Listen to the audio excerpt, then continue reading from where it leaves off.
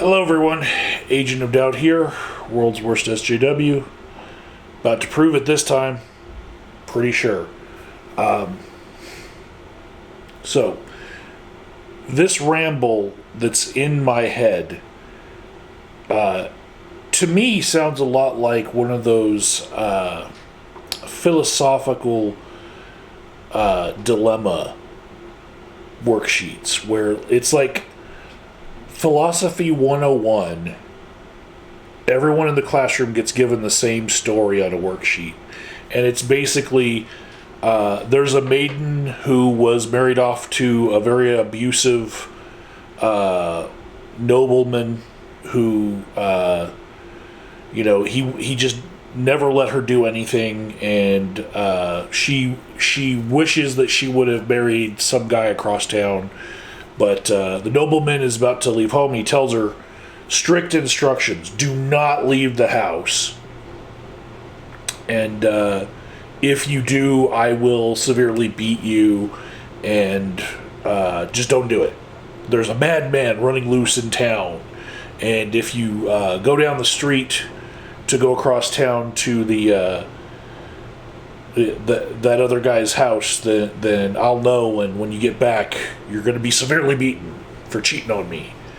And then so, of course, the maiden, as soon as the guy's gone, tries sneaking out, going across town to visit the guy, and she knocks on the door, and the guy's like, you know what? I'm really not that into you. And so, kick rocks.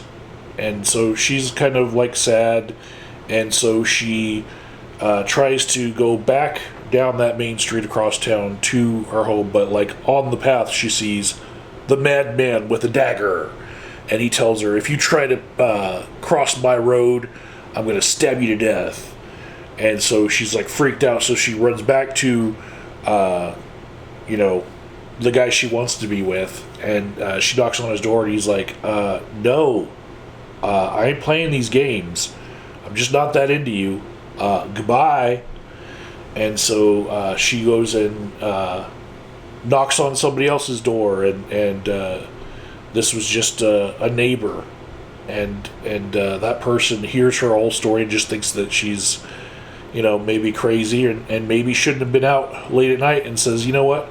I really don't have anything to do with this, so I'm not going to get involved. Sorry, you made your own bed, now lie in it. And so she doesn't know what to do. She's going to get caught being out because the nobleman's going to get home before she does.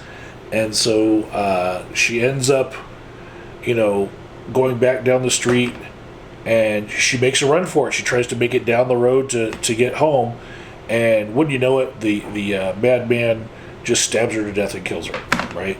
So then, like, the whole dilemma of this worksheet, the school worksheet, like, a lot of people have had this dilemma, is like, who was at fault? Was it the woman for cheating?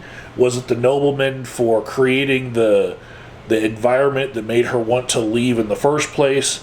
Was it the madman who did the stabby? Was it the boyfriend who,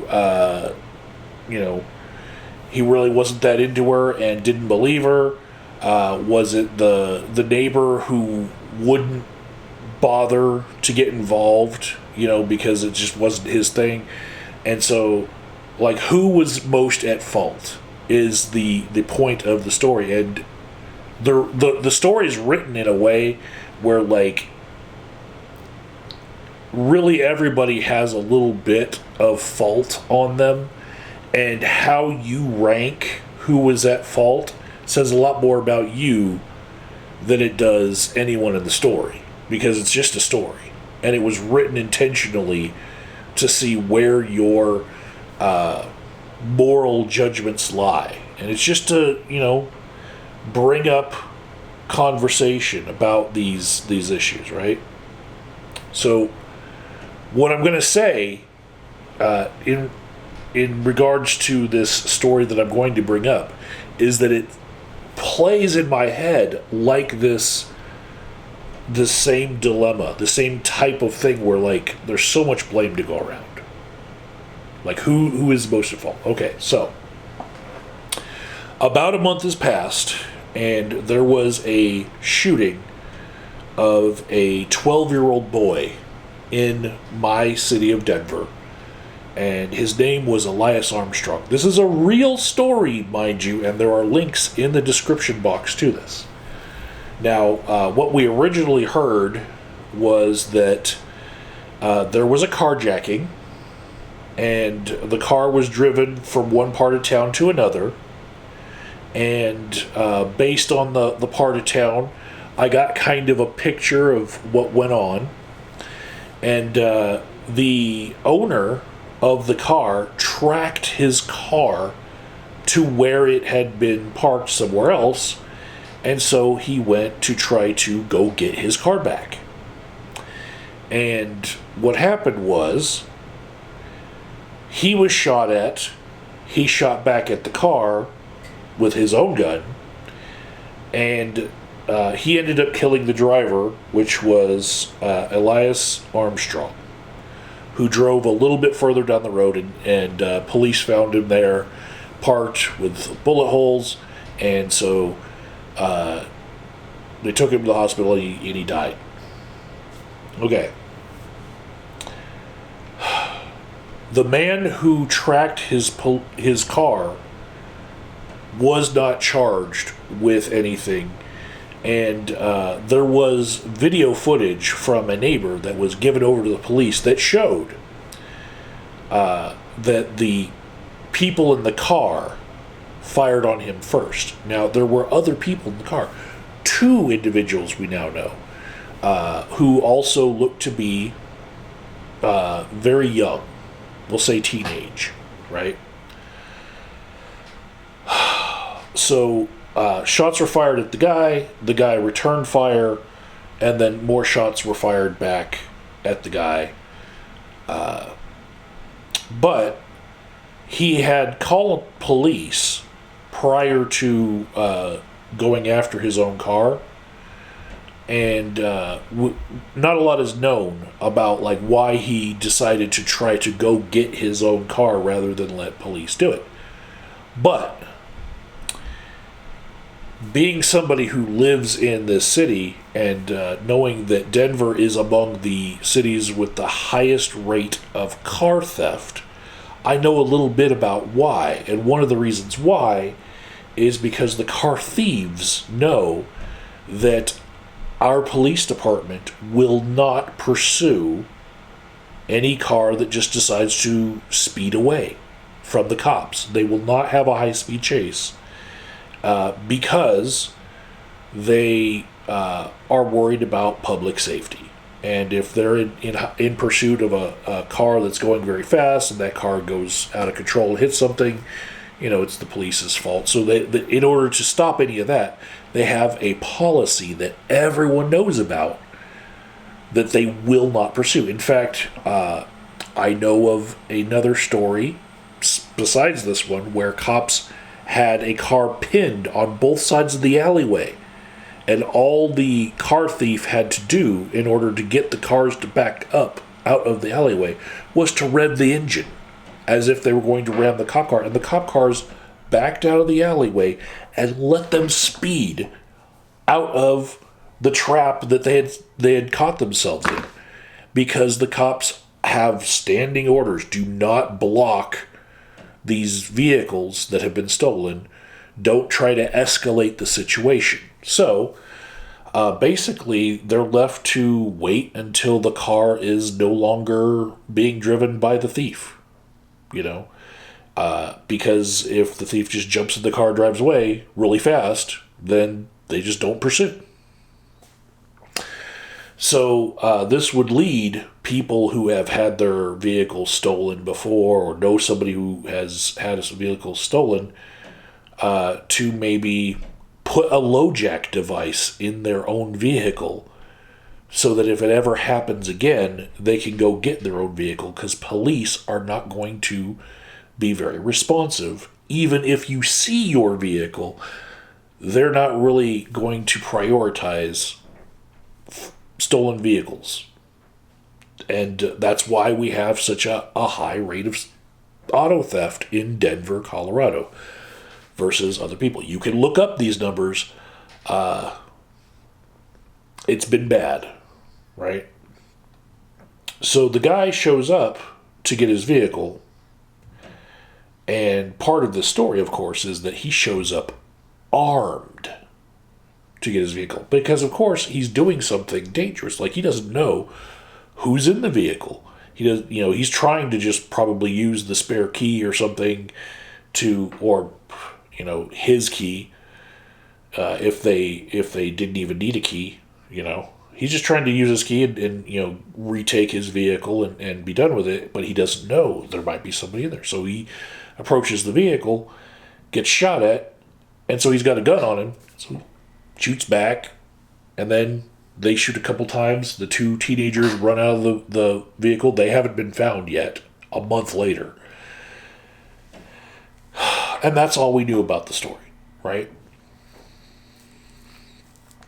So it's a month on, and a couple days ago, the families of Elias Armstrong, they got together and had a memorial for him, and said things like, I think that if he would have just let the police approach the car and he sat back and waited till they got there, that my son would be alive right now.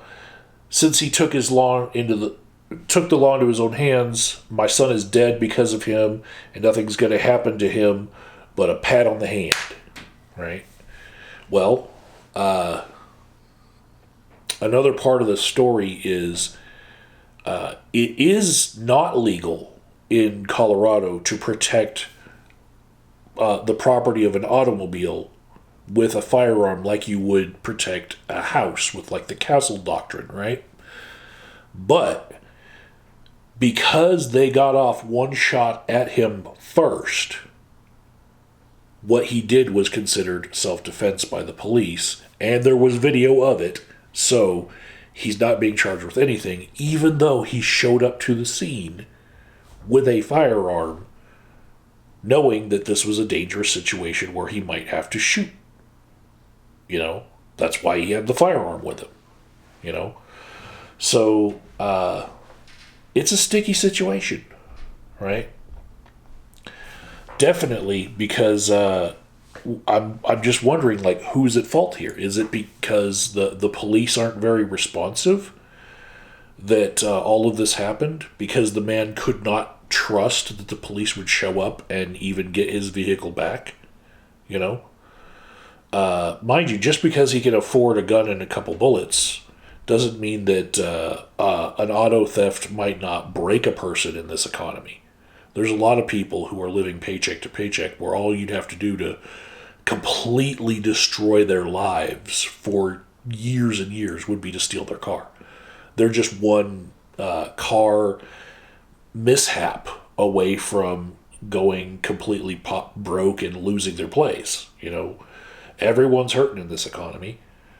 Is it the economy's fault for, making it so that cars are so expensive that somebody would want to protect their car with a gun rather than let the police handle it? Is it the insurance company's fault that they will wait an entire month until they declare a car, like, stolen in order to get you some reimbursement for your car, and then they won't even give you as much as the car is worth anyway because they're crooks, and they'll try to gyp you on whether or not you get to have a rental car in the meantime, even if you paid for the special add-on to the insurance in order to get that shit.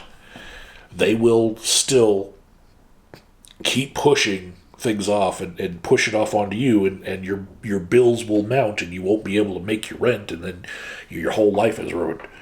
Is it the insurance company's fault for making it a situation where if you get your car stolen, it is, something that is devastating to your pocketbook, even if you have insurance against it? Is it the kid's fault? Because, he's 12. Is it gangs? Because reportedly the two kids that were with him were a little bit older, and they were probably teaching how to steal a vehicle. Is it the law's fault that people of a certain age, even though they are old enough to put their foot down on a gas pedal, the law puts them in a category where they're not culpable for what they're doing, even though they know right from wrong? They're not going to get as bad of a sentence if they get caught, and they know this. So there's a certain age where gang recruitment is, very prevalent. And when they get caught at that age by older people who step in as surrogate family. They're basically in the knowledge that I better get it all out before I'm 18, because after I'm 18, if I commit these crimes, it's the real deal. It can't be wiped off my record as just juvenile stuff.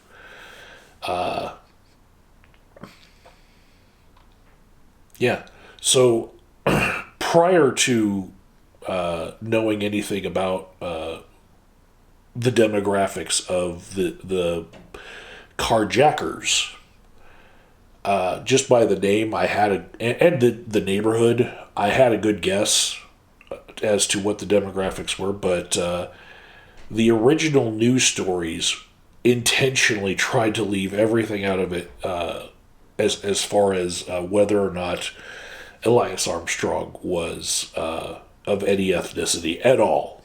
But they didn't do a very good job, because the same news agencies had 2 years previously put out basically a missing persons report on then 10-year-old Elias Armstrong. And they had put in this missing persons report that finally he was found later, and everything was okay. But in the original missing persons report, they put that he really, really needs his medication. So, now we've got a situation where there's a kid who was already running away from home and is medicated, and did psych medications have something to do with this? I mean, if he was diabetic, they would have said diabetes. They would have said insulin. He needs his insulin. But no, they said he just needs his medications. And of course, they're very vague about it, but you can read a lot into their intent when they're vague about certain things. Like an entire news report just completely omitting all of the demographics of Elias other than that he was 12. And then, come to see a full picture of him as a missing kid. I'm like, oh, yeah. Kind of looked like Mahomes from the Kansas City Chiefs. Cute kid. But, yeah.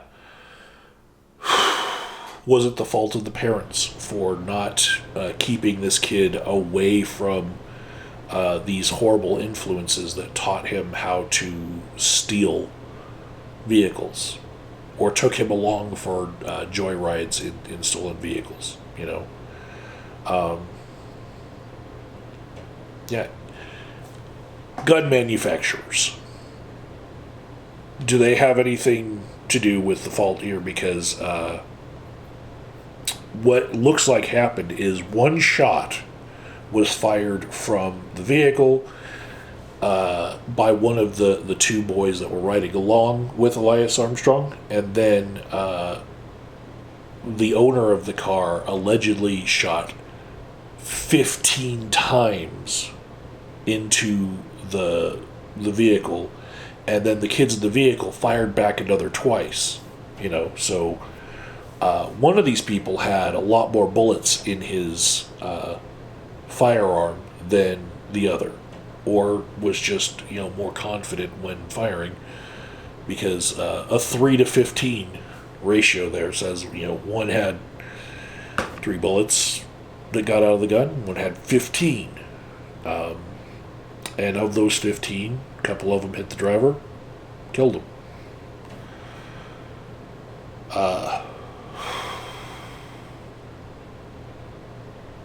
There's a lot of fault to go around, you know. The Denver police are not releasing the name or demographics or any information about the owner of the car or the type of car or anything because they're trying to get they're trying to say that he did nothing wrong because he was fired on first and the car was stolen, so like they don't want to charge him with anything, right? But if they did charge him with something, what would he say on the stand as part of his defense? He'd probably say something like, no, I didn't wait for police because police aren't going to do anything. And my life would be ruined if my car was stolen. You know? And the police are known for not responding to calls like this. And maybe he had called the police and said, okay, they're parked over here. And then he waited and the police did nothing. And then he said, okay, they're parked over here. And he waited and they did nothing. We don't know. But it sounds like something Denver police would do, not respond to a report of a stolen car being found, because it's just not high priority to them because, one, they don't want to get hurt. They don't want to cause anyone else to get hurt. And two, they're strapped for people too. It's staffing issues. Is the pandemic at fault for creating staffing issues? Is it us who are saying that Black Lives Matter that are keeping people from wanting to be police officers? Do we have something to do with this case of a guy taking justice into his own hands because cops won't show up? So much blame to go around. There's so much blame.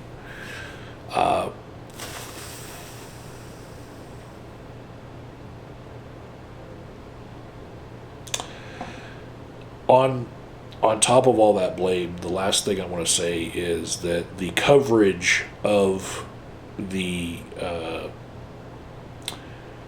original shooting and what was out there in the public for 2 weeks was vastly different than the 3 news stories that covered the mourning of Elias Armstrong's family while they were, holding a little vigil for him.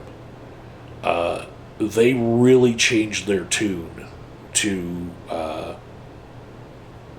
let's just listen to the families say how nice of a kid Elias was and say everything nice that they want to say about their loved one that was shot for stealing a car. And to see all 3 news channels basically come out with the same angle on this, and basically write the same story 3 different ways, but basically take the side of the driver more on this day than they did for the 2 weeks immediately following it. It just it says to me that the news cycle does something to a story. Like there's a time to cover the story one way, and then during the vigil, there was time to cover the story the other way.